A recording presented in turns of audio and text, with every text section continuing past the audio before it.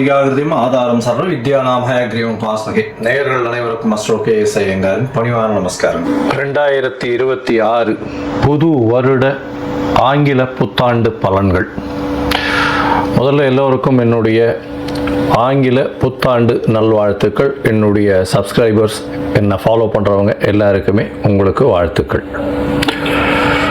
சரி, இந்த 2026 புது வருஷம், எதனால் நம்ம இதை புது வருஷம்னு சொல்கிறோம் அப்படின்னா, ஃபினான்ஷியல் நியூ இயர் அப்படின்னு சொல்லக்கூடியது, அதாவது உலகம் மட்டுமே கடைபிடிக்கக்கூடிய கேலண்டர் இயர்னு சொல்லக்கூடிய 2026 வருடம் ஜனவரி மாதம் 1ஆம் தேதி அதிகாலை 00 hours அப்படின்னு சொல்லக்கூடிய விஷயத்தை இந்த வருஷம் மார்கழி மாதம் 16ஆம் தேதி பிறகுறது. இந்த வருஷம் பார்த்தாலேயானால் நட்சத்திரம்னு பார்க்கும்போது ரோகிணி 1ஆம் பாதம், ரோகிணி நட்சத்திரத்தில் சந்திரன் உச்சம் பெற்ற நிலையில் பிறக்கக்கூடிய காலகட்டமாக அமைகிறது.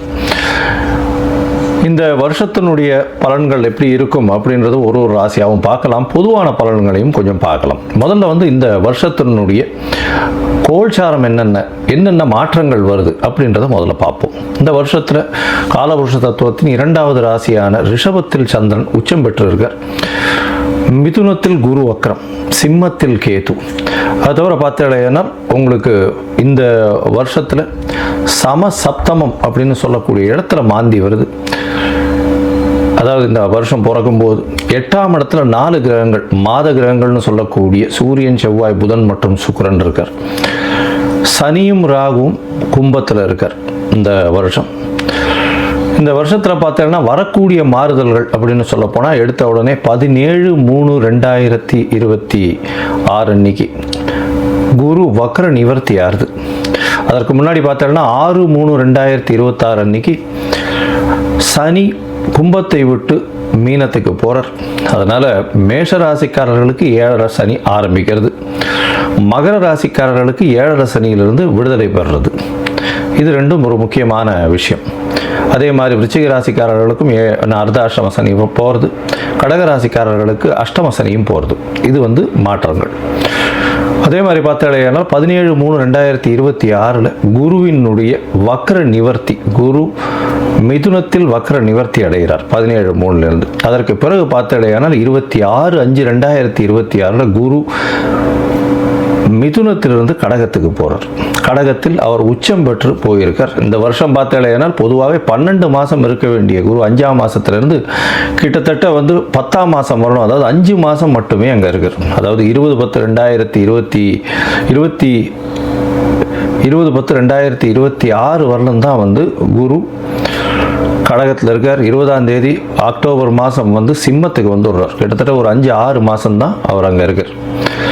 இந்த மாதத்தில் வரக்கூடிய அடுத்த ஒரு பெரிய பயிற்சின்னு சொல்லக்கூடியது 13/11/2026 ராகு கேத்துவின் பயிற்சி. அதாவது ராகு கேது இரண்டுமே நிழல் கிரகங்கள், அதாவது அவர்கள் அது சாயா கிரகங்கள் அப்படின்னு சொல்லக்கூடிய அவர்கள் நிழல் கிரகங்கள். தனித்துவம் என்பது அவர்களை பொறுத்தவரையிலும் கிடையாது. எந்த இடத்தில் இருக்கிறார்களோ அதை சார்ந்தே அந்த கிரகங்கள் நல்ல ஒரு ஏற்றத்தையும் இரக்கத்தையும் கொடுக்கக்கூடியது. இந்த வாட்டி பார்த்தாலேயானால் கும்பத்திலிருந்து மகரத்திற்கு ராகுவும், கேது சிம்மத்திலிருந்து கடகத்திற்கும் செல்றாங்க. அதாவது 13/11/2024 ஒரு 1.5 மாதம் முன்னாடி, இந்த வருஷத்தினுடைய கடைசி நாளில், கடைசி காலத்தில். சரி, இந்த மாதத்தில் என்னென்ன மாற்றங்கள் இருக்குது, இந்த வருஷத்தில் எப்படி இருக்கும், பொதுவாகவே என்னென்ன விஷயங்கள் நடக்க போகிறது அப்படின்றதையும் பார்க்கலாம். இந்த வருஷத்தில் பார்த்தாலேயானால் வருஷம் பிறக்கும்பொழுது கன்னியா லக்னத்தில் இருக்குது. 10ஆம் இடத்துல அதாவது குரு இருக்கார், பரிவர்த்தனை யோகத்தில் இருக்கார். குருவும் புதனும் பரிவர்த்தனை யோகம், 4-10 பரிவர்த்தனை மிகப்பெரிய ஏற்றம். இந்த வருஷத்தில் பார்த்தோம்னா நம்மளுக்கு பொதுவான பலன்கள் அப்படின்னு பார்க்கும்பொழுது தொழில் அபரிமிதமாக இருக்கும். அதுவும் கணக்கு தொழில்கள், ஷேர் மார்க்கெட் 85 95 வரலும் 95,000 பாயிண்ட்ஸ் வரலும் போகக்கூடியது நிச்சயமாக உண்டு. போன வருஷம், அதாவது 2025 நான் சொல்லியிருந்தேன், டிசம்பர் மாதத்துக்குள்ளே 85,000 பாயிண்ட் தாண்டக்கூடிய வாய்ப்புகள் அதிகம் அப்படின்னு சொல்லியிருந்தேன். ஏன்னா புதன் ரொம்ப ஸ்ட்ராங்காக இருந்ததுனால இந்த வருஷம் ஒரு 10,000 பாயிண்ட் வரலும் நிச்சயமாக மாற்றங்கள் ஏற்படுத்தும். 95,000 பாயிண்ட்லேருந்து 1,00,000 பாயிண்ட் வரலும் சென்செக்ஸ் வரக்கூடிய வாய்ப்புகள் நிச்சயமாக உண்டு. ஷேர் மார்க்கெட்டினுடைய இது ரொம்ப இன்க்ரீஸ் ஆகக்கூடிய வாய்ப்பு உண்டு. கணிதம் சார்ந்த துறைகள் எல்லாமே பலப்படும். அதை தவிர வந்து அனலிட்டிக்கல் லேப்ஸ் எல்லாமே வந்து ரொம்ப அதிகமாக இருக்கும். அதை தவிர இந்த அக்கௌண்டிங் ஆப்ஸ் எல்லாம் வந்து நிறைய ஏறும். சார்ட்டர்ட் அக்கௌண்டன்ஸுக்கு டிமாண்ட்ஸ் ரொம்ப அதிகமாகும். அதிகமான சார்ட்டர்ட் அக்கௌண்டன்ஸ் அவைலபிளாக இருப்பாங்க. அதை தவிர பார்த்தாலேயானால் பண வரவிற்கு பஞ்சம் இருக்காது. ஏன்னா கேந்திரத்தில் 4ஆம் இடத்துல வந்து திக்பலம் பெற்று சுக்கிரன் இருக்கிறது பெரிய விசேஷம். இதன் மூலியமாக ஆட்சியில் இருப்பதற்காக எடுத்துக்கொள்ளணும். அதனால் வந்து பண வரவிற்கு பஞ்சம் இருக்காது. எடுத்த காரியங்கள் எல்லாமே நிறைவேறும். இந்த வாட்டி பணப்புழக்கம் கொஞ்சம் அதிகமாகவே இருக்கக்கூடிய காலகட்டம். சுக்கிரனும் 4ஆம் இடத்துல இருந்து திக்பலம் பெறதுனாலையும், அதாவது இந்த கன்னியா லக்னத்துக்கு 4ஆம் இடத்துல இருக்கிறதுனால திக்பலம் பெற்று போகிறதுனாலையும், சந்திரனும் உச்சம் பெற்று போகிறதுனாலையும் பெண்களுடைய டாமினன்ஸ் இந்த வருஷம் ரொம்ப அதிகமாகவே இருக்கும். எந்த ஒரு விஷயத்திலையும் பெண்களுடைய ஆளுமை அதிகமாக இருக்கக்கூடிய வருஷமாக இந்த வருஷம் அமையும். கலைத்துறை, அதை தவிர வந்து பார்த்தோம்னா அழகு துறைகள், ஆடை விளம்பரம், அலங்காரம், இந்த மாதிரியான துறைகள் மிகவும் மேன்மை பெறக்கூடிய வாய்ப்புகள் நிச்சயமாக உண்டு. தண்ணீர் சம்பந்தப்பட்ட, பால் சம்பந்தப்பட்ட, பால் பதனிடுதல் சம்பந்தப்பட்ட துறைகள் மிகவும் ஏற்றத்தை கொடுக்கக்கூடிய வாய்ப்புகள் உண்டு. அரசாங்கத்திற்கு பார்த்தடையானால் இந்த விமானப்படை மூலியமாக, விமானம் பொருட்கள் மூலியமாக நிறைய ஏற்றம் வரும். இராணுவ தளவாடங்கள் விற்கிறதுல, விமானம் சம்பந்தப்பட்ட விஷயங்களில் பெரிய ஏற்றம் வரக்கூடிய வாய்ப்புகள். ஏன்னா ராகு ரொம்ப ஸ்ட்ராங்காக இருக்கக்கூடிய காலகட்டமாக அமைய போகிறது. இந்த வருஷத்தில் பார்த்தடையானால் குருவும் உச்சம் பெற்று போகிறதுனால தங்கம் ஸ்திரமாகக்கூடிய வாய்ப்பு உண்டு. தங்கம் விலை பார்த்தோம்னா ஸ்திரமாக இருக்கக்கூடிய வாய்ப்புகள் நிச்சயமாக இருக்கும். ஸ்திரம் அப்படின்னா 12,000 to 15,000 ரேஞ்சிலேயே தான் இருக்கும். ரொம்பவும் இறங்கிறதுக்கு வாய்ப்புகள் நிச்சயமாக கிடையாது. மேக்சிமம் போச்சுன்னா 14 ரூபா 15,000 ரூபா வரலும் 1 கிராம் போகிறதுக்கு வாய்ப்புகள் உண்டு. அதற்கு மேலே போகக்கூடிய வாய்ப்புகள் நிச்சயமாக இல்லை. ஆனால் வெள்ளியின் விலை நிச்சயமாக உச்சத்தை தொடும், அதிகமான இதுவாக வரும். வைரத்தின் விலையும் அதிகமாக வரக்கூடிய வாய்ப்புகள் நிச்சயமாக உண்டு. ஏன்னா சுக்கிரன் ரொம்ப ஸ்ட்ராங்காக இருக்கக்கூடிய காலகட்டமாக இருக்கு. அதனால நிச்சயமாக உங்களுக்கு வெள்ளியும் வைரமும் விலை ஏற்றம் அதிகமாக இருக்கக்கூடிய வாய்ப்புகள் மிகவும் அதிகம். அது தவிர வந்து பார்த்தாலேயானால் மைனிங் செக்டர், அதாவது வானூர்தி செக்டர், அது தவிர வந்து ஏரோஸ்பேஸ், ஏரோடைனமிக்ஸ், அது தவிர ஏவியேஷன், இது எல்லாமே அதிகமாக வளரக்கூடிய வாய்ப்புகள் நிச்சயமாக உண்டு. நெருப்பு சம்பந்தமான பிரச்சனைகள் வரக்கூடிய வாய்ப்புகள் உண்டு. 1-2 நெருப்பு இன்சிடென்ட்ஸ் நடக்கும். மோஸ்ட்லி இந்த வருஷத்தில் ஒரு பெரிய விபத்தை சந்திக்க வேண்டிய காலகட்டமாக நிச்சயமாக வரும். அது தவிர பார்த்தாலேயானால் இந்த வருஷத்தில் என்ன சொல்கிறது, அதாவது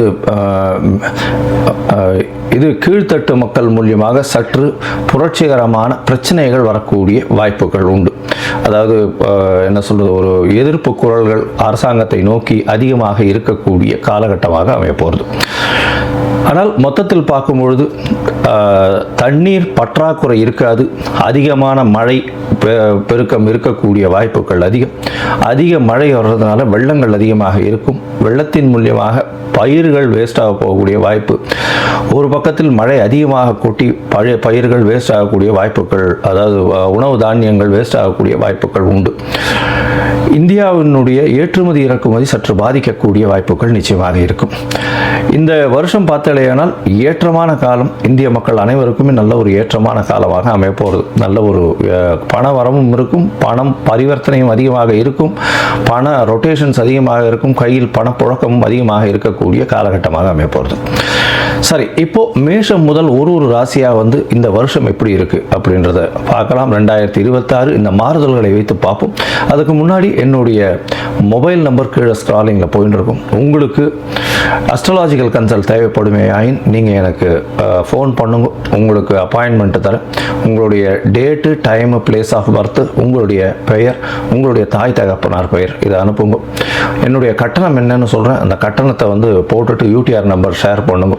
உங்களுடைய ஜாதகத்தை போட்டு சந்தி இருக்கான்னு பார்த்துட்டு, சந்தி இருந்ததே ஆனால் அதை தவிர்த்து என்ன இது பண்ண முடியும், உங்களுடைய நட்சத்திரம் என்ன, தசாநாதம் என்ன, தசை நடக்கிறது, உங்களுடைய லக்னம் என்ன அப்படின்றத குறித்து அதற்கு பிறகு உங்களோட அப்பாயின்மெண்ட் ஃபிக்ஸ் பண்ணிட்டு டிஸ்கஸ் பண்ணுறேன். பொதுவாகவே என்கிட்ட வர்ற ஜாதகத்தில் 50 வயசு 60 வயசில் இருக்கிற வாழ்க்கெல்லாம் வந்து நட்சத்திரம் சந்தியில் வர்றதுனாலையும் லக்ன சந்தியில் வர்றதுனாலையும் அவள் இருக்கக்கூடிய லக்னம் வந்து ரிஷப லக்னம் நினச்சிட்டு இருப்பாள். ஆனால் மிருகசீரிஷம் 3ஆம் பாதத்தில் இருக்கும், மிதுன லக்னத்தில் இருப்பாள். ஸோ அந்த மாதிரி மாறுதல்கள் நிறைய இருக்குது. அதனால் முதல்ல லக்ன சந்தி, நட்சத்திர சந்தி எல்லாம் குறித்து அதற்கு பிறகு உங்களுடைய ராசிக்கு, உங்களுடைய லக்னத்திற்கு ஏற்ப தசை நடக்கிறதா, இப்போ நடக்கிற கோச்சாரம் எப்படி நடக்கிறதுன்றதை பார்த்து அதற்கு பிறகு பலன் பலன் சொல்கிறேன். சரி, இப்பொழுது மேஷம் முதல் மீனம் வரை 2026 புத்தாண்டு பலன்கள் ஒன்றொன்றாக பார்க்கலாம். மிதுனம், மிருகசீர்ஷம், திருவாதிரை, புனர்பூசம், இந்த 3 நட்சத்திரம் 9 பாதங்களை கொண்ட ராசி. ராசியின் அதிபதி அப்படின்னு சொல்லக்கூடியவர் புதன். இந்த வருஷம் 2026 மிகப்பெரிய ஏற்றமான வருஷமாக இருக்க போகிறது. எஸ்பெஷலி இந்த மிதுன ராசிக்காரர்களுக்கு மிகப்பெரிய ஜாக்பாட் அடிக்க போகிறது.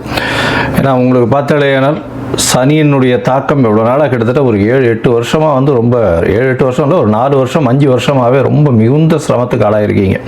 இந்த மிதுனராசிக்காரர்களுக்கு இப்போ ஒரு பெரிய விமோசனம் கிடைக்க போகிறது. எவ்வளோ நாள் திடீர்னு பார்த்தோம்னா ஜென்ம குருன்னா, திடீர்னு வந்து சனி வக்கரம்னா, ஒன்று சொல்லிகிட்டே இருந்தால் இந்த மிதுனராசிக்காரர்களுக்கு என்னதான் சார் சொல்ல போகிறீங்க, இந்த வருஷமாவது எப்படி இருக்கும்னு கொஞ்சம் எதாவது நல்லது சொல்லுவீங்களான்னு கேட்குறதுக்கு வந்திருக்காங்க.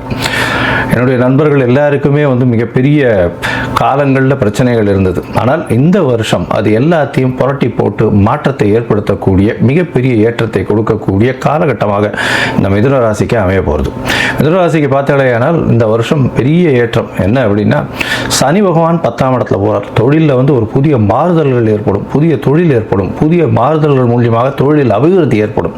நல்ல ஒரு ஏற்றமான காலம். இவ்வளோ நாள் தொழிலில் வந்து ஒரு ஏற்றமே இல்லாமல் நிறைய தடங்கல்கள் இருந்திருந்தது. அதுவும் வந்து சனி வக்கரகதியில் போயிட்டு இருக்கும்போது தடங்கல்கள் கொஞ்சம் அதிகமாகவே இருந்தது. அதையெல்லாம் மாறி இப்போ கொஞ்சம் கொஞ்சமாக தொழிலில் வந்து அபிவிருத்தி ஏற்படுத்தி பெரிய ஏற்றங்கள் வரக்கூடிய காலகட்டமாக அமைய போகிறது. 10ஆம் இடத்தில் கர்ம காரகன் இருக்கிறதுனால தந்தையின் உடல்நிலையில் சற்று பின்னடைவு இருக்கும். இருந்தாலும் தொழிலில் வந்து மாறுதல் நிச்சயமாக இருக்கும். கர்மத்திற்கு உண்டான உங்களுடைய ஜீவனம் வந்து வலுப்பெற்று போகிறது.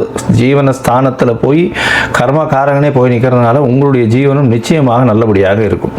அது தவிர பார்த்தாலேனால் இந்த வருஷம் அதுவும் வந்து மே மாதத்துக்கு மேலே வந்து குருவினுடைய மாற்றம் இருக்குது. அதாவது மே 26ஆம் தேதி 2026 குருவினுடைய மாற்றம் புனர்பூச நட்சத்திரம் 4ஆம் பாதத்துக்கு போகிறார். அதாவது கடகராசிக்கு போகிறார். குடும்ப ஸ்தானத்தில் போய் உட்கார்றார். குடும்பம் நல்ல ஒரு சந்தோஷத்தை கிடைக்கக்கூடிய வாய்ப்புகள் உண்டு. உங்களுடைய பேச்சின் மூலியமாக நல்ல ஒரு வெற்றியை கிடைக்கக்கூடிய வாய்ப்புகள் நிச்சயமாக உண்டு. இந்த காலகட்டத்தில் பார்த்தோம்னா குடும்பத்தில் நல்ல ஒரு மகிழ்ச்சிகரமான சுபகாரமான இது விசேஷமான நல்ல விஷயங்கள் நடக்கக்கூடிய காலகட்டமாக அமையும். பணவரவிற்கு பஞ்சம் இருக்காது. ஏன்னா தனக்காரகன் வந்து தனஸ்தானத்தில் போய் உட்காந்து உச்சம் பெற்று போகிறான். அதனால் திடீர் யோகங்கள், அதுவும் வந்து இந்த மே மாதத்துலேருந்து கிட்டத்தட்ட ஒரு 10ஆம் மாதம், அதாவது அக்டோபர் வரலும் தான் வந்து குரு இருக்கார். அதனால் அந்த ஒரு 5-6 மாதத்தில் பார்த்தீங்கன்னா திடீர் பணவரவு, இவ்வளோ நாளாக எதிர்பார்த்துட்டு இருந்த ஒரு பெரிய மாறுதல்கள், உங்களுக்கு ஒரு பெரிய அதாவது ஒரு ப்ராஜெக்ட் வரணும்னு எதிர்பார்த்துட்டு இருப்பீங்க, அது வந்து கையில் சிக்கி உங்களுக்கு இவ்வளோ நாளாக கிடைக்காத ஒரு அற்புதமான பணம் வந்து நிச்சயம் வந்தே தீரும். ஏன்னா இவ்வளோ நாள் கஷ்டப்பட்டதனுடைய விஷயங்கள் இப்பொழுது மாற்றமாக ஏற்படுத்தி உங்களுக்கு பெரிய ஏற்றத்தை கொடுக்கக்கூடிய காலகட்டமாக இருக்கும். இந்த வருஷம் பார்த்தாலேனால் ராகு கேதுவின் பயிற்சி இந்த வருஷம் கடைசியில் வருது. அந்த ராகு கேது பயிற்சி பார்த்தேன்னா உங்களுடைய ராசிக்கு 2ஆம் இடத்துல கேதுவும் 8ஆம் இடத்துல ராகுவும் வரப்போகிறது.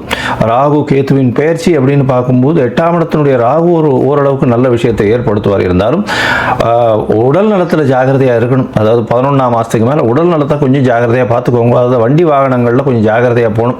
வெளிநாட்டு பிரயாணங்களில் கொஞ்சம் ஜாகிரதையாக இருக்கிறது நல்லது. பேச்சில் கொஞ்சம் ஜாகிரதையாக இருக்கும். 2ஆம் இடத்துல கேத்து இருக்கிறதுனால, அதாவது அந்த நேரத்தில் வந்து குருவும் மாறிடுறார். 10ஆம் மாதமே மாறிடுறதுனால கேத்து மட்டும் வந்து தனியாக அங்கே இருக்க போகிறார்.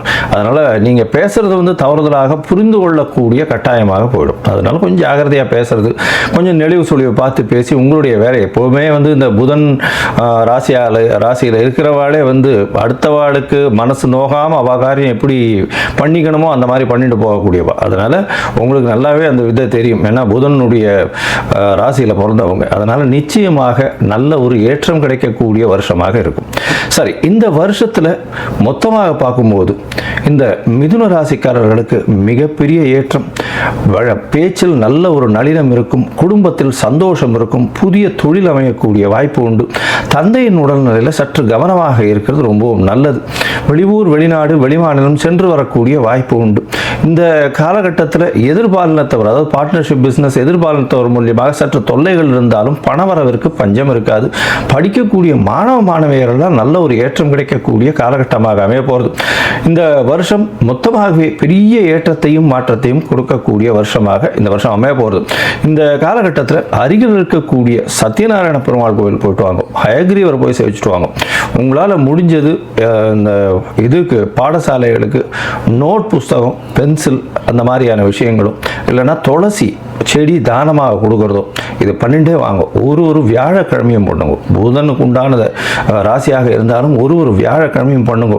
உங்களுக்கு நிச்சயமான மாறுதல்கள் இந்த வருஷம் கண்டிப்பாக வரும்.